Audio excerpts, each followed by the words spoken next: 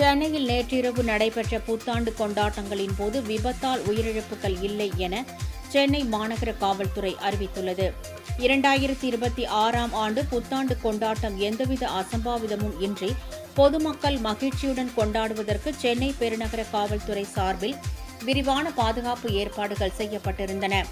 ஆயுதப்படை, தமிழ்நாடு சிறப்பு காவல் படை, காவல்துறை என மொத்தம் 19,000 போலீசார் பாதுகாப்பு பணியில் ஈடுபடுத்தப்பட்டனர். காவல்துறையினருக்கு உதவியாக 1,500 ஊர்காவல் படையினர் புத்தாண்டு பாதுகாப்பு பணியில் ஈடுபட்டனர். சென்னையில் 112 இடங்களில் 108 ஆம்புலன்ஸ் வாகனங்கள் நிறுத்தப்பட்டிருந்தன.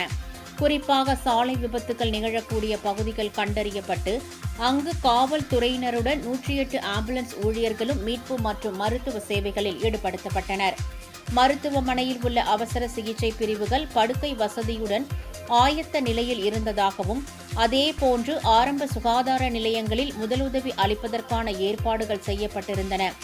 மக்கள் அதிகம் கூடும் பொழுதுபோக்கு இடங்கள், தேவாலயங்களில் மருத்துவ குழுவினர் தயார் நிலையில் இருந்ததாக சென்னை மாநகர காவல்துறை தெரிவித்துள்ளது.